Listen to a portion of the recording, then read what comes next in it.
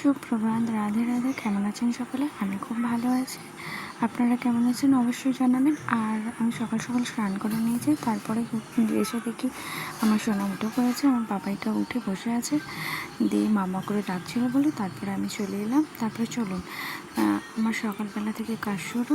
কাজটা হচ্ছে, প্রথম কাজ হচ্ছে আমাকে স্নান টান করে নিই, তারপরে পড়াতে বসি।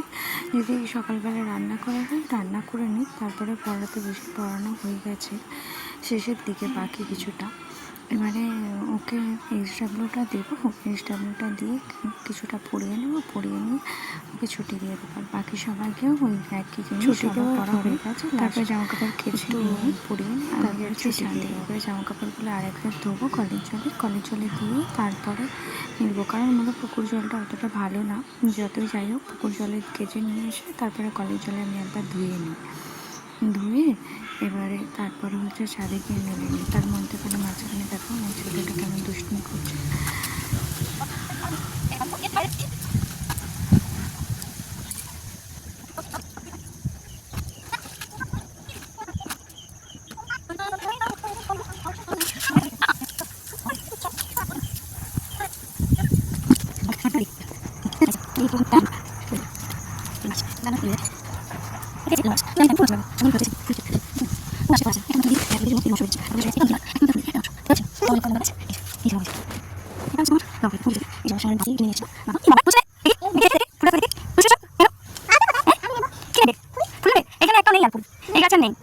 সেখানে একটা রয়েছে ফুল, একটা লঙ্কা গাছ যেন হই এত বড় হয়েছে, ভাবতে পারছেন? আমার সমান, দেখুন আমার সমান গাছটা, এত বড় লঙ্কা গাছ। এই যে আমার এইটা আমার হচ্ছে গন্ধরাজের গাছ, এই রজনীগন্ধার গাছ। এটা হয়েছে, তবে এটাকে মনে হচ্ছে চালাতে হবে একটা একটা করে। ফুল হচ্ছে না, আর একটা হয়েছিল স্টিক, তবে আর স্টিক বেরোচ্ছেই না। কোনো সমস্যা হবে হয়তো, বেরোচ্ছে না স্টিকটা। চলো চলো চলো চলো।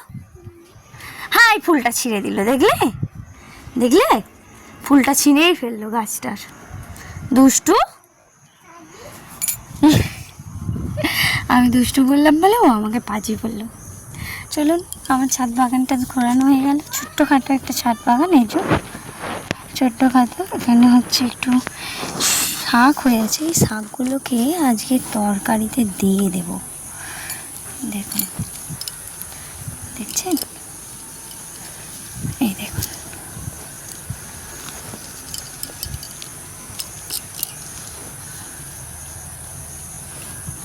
গাছগুলোকে পরিষ্কার করতে হবে, আর এসে করবো সেই ভিডিও আপনাদের দেখাবো। চলুন এখন যাই নিচে। এবারে সোজা নিচে গিয়ে প্রথমে কাজ ছিল আমার রান্নাঘরে যাওয়া, কারণ রান্নাঘরে মা সব কিছু কেটে কুটে রেখেছিলো, আমাকে শুধু গিয়ে রান্নাটা বসাতে হতো। একদিকে ভাতটা কমপ্লিট করে ফেলেছিলাম,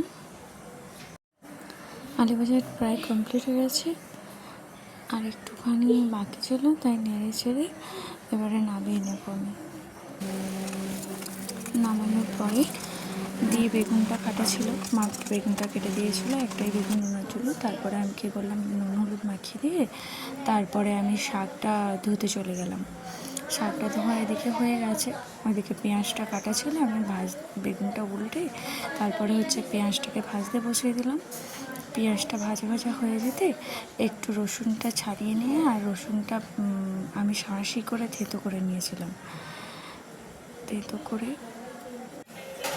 থেতো করে দেওয়ার পরে আমি আবার বলছিলাম, ওই যে ওটা আমার শাশুড়ি মা, আমি একবার বলেছি পেছন দিকে যখন আমার মা নিচ থেকে নামছিল। তারপরে পেঁয়াজটা ভাজার পর শাক ভাজাটা আমি ওর মধ্যে দিয়ে দিয়েছিলাম, সেটাও আপনাদের দেখানো হয়নি।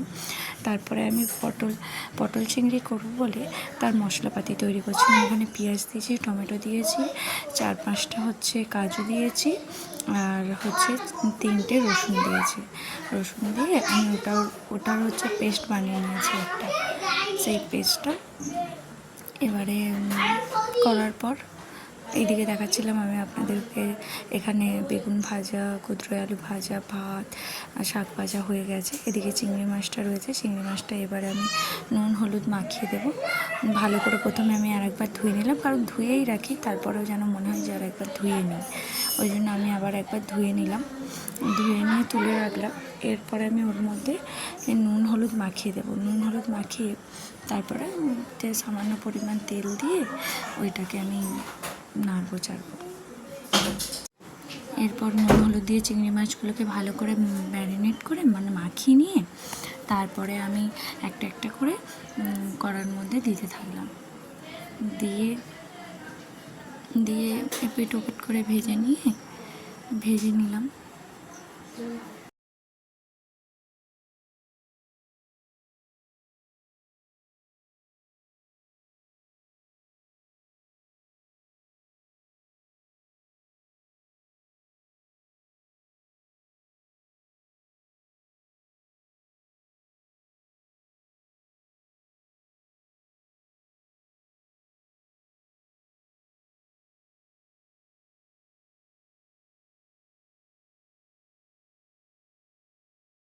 এরপর ভাজা হয়ে যেতে সেটাকে আমি নামিয়ে নিচ্ছি, এটা থালার মধ্যে নামিয়ে নিলাম। নামিয়ে নিয়ে এবারে কালো জিরে ওই তেলটার মধ্যে কালো জিরে একটু ফোড়ন দিয়ে দিলাম, আর পটলগুলো যে ছিল, পটলগুলো কেটে রাখা ছিল, সেই পটলগুলো কড়ার মধ্যে দিয়ে এপিট ওপিট করে নেড়ে নিয়ে সামান্য আমি এখানে হলুদ দিতে ভুলে গিয়েছিলাম, নুন আর হলুদটা, তারপর শেষের দিকে গিয়ে নুন হলুদটা দিয়ে দিলাম।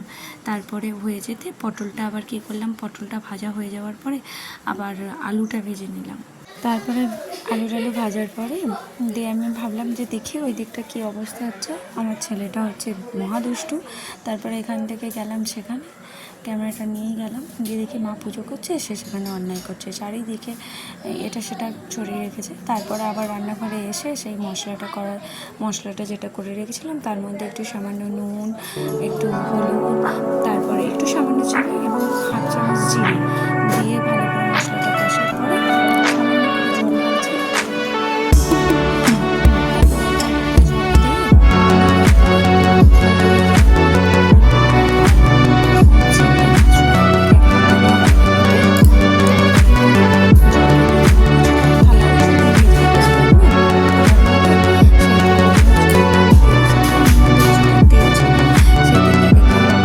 তাই জন্য ওটাকেও নিয়ে দিয়ে দিলাম।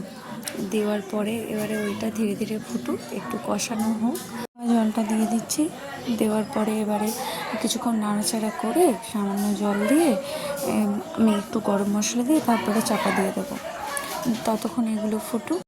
আপনাদের যদি আমার ভিডিওগুলো ভালো লেগে থাকে তাহলে প্লিজ আমার পাশে থাকবেন, সাবস্ক্রাইব করে দেবেন, কমেন্ট করবেন, লাইক করবেন।